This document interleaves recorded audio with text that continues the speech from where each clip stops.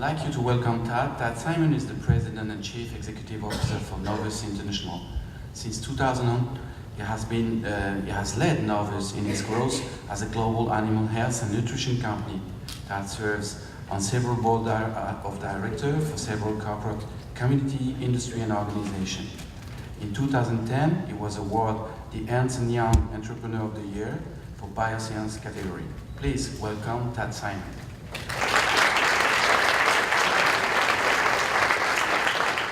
So thank you, Pierre, and thank you, Veronique.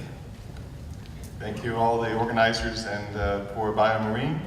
This is my second time to be able to attend Biomarine. And as I was thinking about the past few days and all the different presentations and the challenges that we are facing, and so Francisco left you with the question of why are we here? So why do we come to Biomarine and what do we gain from it? And I think as far as Novus goes, I would put it back in terms of the Novus vision. 22 years ago, we started as a company, and we started with a common vision. And we rather bold vision for a small company of about $200 million in sales, and we're selling one product, and primarily selling that one product into the poultry industry. That one product being an important product, methionine, an amino acid, essential to life, definitely essential to the poultry industry.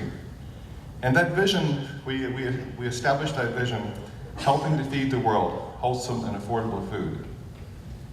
And I think that has been very important to Novus as an organization, to be a kind of a rallying kind of a organizing theme, a purpose statement, if you like, for us as an organization as we have grown.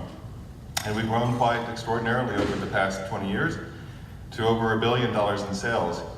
Still most of them in the poultry industry.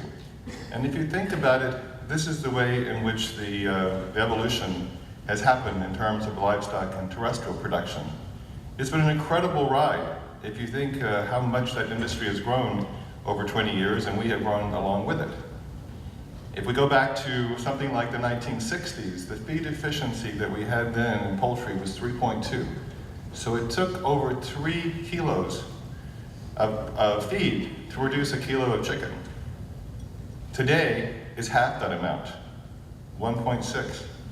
So the optimization that we've been able to achieve in that industry over time, by putting the resources in, the technology, by actually working together, and that goes all the way across from processing and value added, a whole new branding. If you think back 30 years ago, you would go into the supermarket, there was unbranded chicken. Basically, whatever was there was whole chicken. Today, at least in the US and I think in Europe, it's very hard to find a whole chicken. You're going to find all the value-added and branded pieces. This is where our industry here, we need to go. We need to think about that consumer. That consumer really is missing here in the audience today.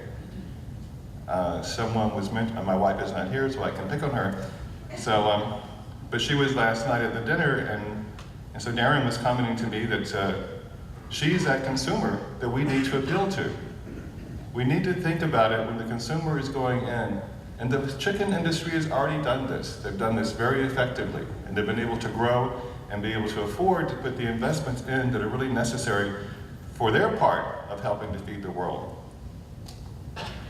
If we don't do that, as the video shows, we're going to have difficulty actually being able to achieve the goals that we have as an industry to be able to produce the amount of protein that's going to be required.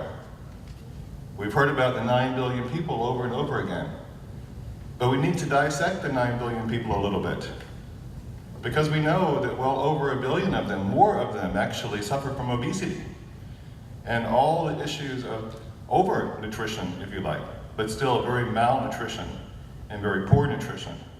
And those people are living here in Canada, they live in the United States, they live in Europe, and increasingly we find those people living in the developing world. You actually know that the diabetes is higher, the number of people with diabetes is higher in India and China than in the United States. So increasingly we have the issue of lack of nutrition being both lack of calories and poor nutrition. And what we can do in our industry, in aquaculture, is really help to solve to that problem. both in terms of making sure that people have adequate calories, but also making sure they are the right calories, and they are good calories, and that they can be affordable. That's very important. So it's not only producing fish for the rich, it's making sure that we're thinking about how we're going to actually raise up the production level and access to fish all around the world. We heard several times also in terms of sustainability. There are so many different ways and so many different concepts of what is sustainability. But I think if we always think in terms of how are we going to do more with less, how are we going to reduce the impact on the environment with what we do, and how are we going to make sure that it's always available to everyone, we can start achieving some of those elements of sustainability. Alf mentioned to us that he's very focused on energy, and fish really allow us to have a minimum of energy input. And that's true, and that's a very important measure of sustainability. But one, I don't know why, maybe it's because it's obvious to all of you that fish live in water, but of course you realize that the biggest constraint we have in terms of increasing food production is water. And the most efficient species or protein source to use water is fish. If we're going to be able to produce the food that we require, we have to be able to use the oceans to be able to provide that. There's not enough arable land, and definitely not enough potable water, to be able to achieve what we need to achieve in terms of additional protein production.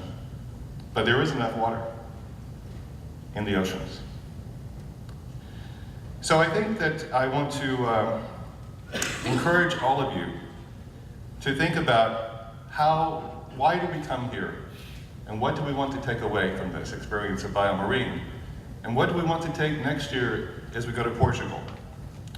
And I think we can take lessons from the poultry industry, and they guide us at a certain along the way. But actually we can achieve more than they ever achieved. We can achieve a higher level of efficiency, we can have a less of a carbon and water footprint, we can actually do more than they were ever able to achieve. But we can only do it if we work together in support of understanding consumers and understanding their consumption and why they would eat more fish. So it's not whether the fish is coming from the ocean through the fisheries, it's not whether it's coming from a pond system or a closed system, or whether it's coming from a marine-based system.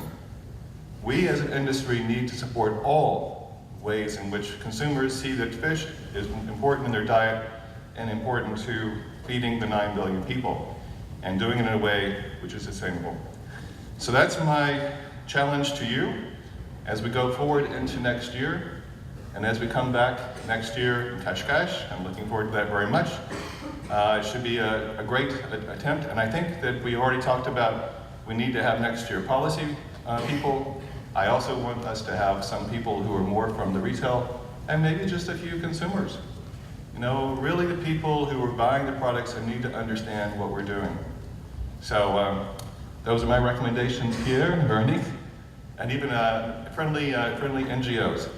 Let's broaden the audience a little bit more and get a little bit deeper dialogue, and maybe even a few sparks flying next year.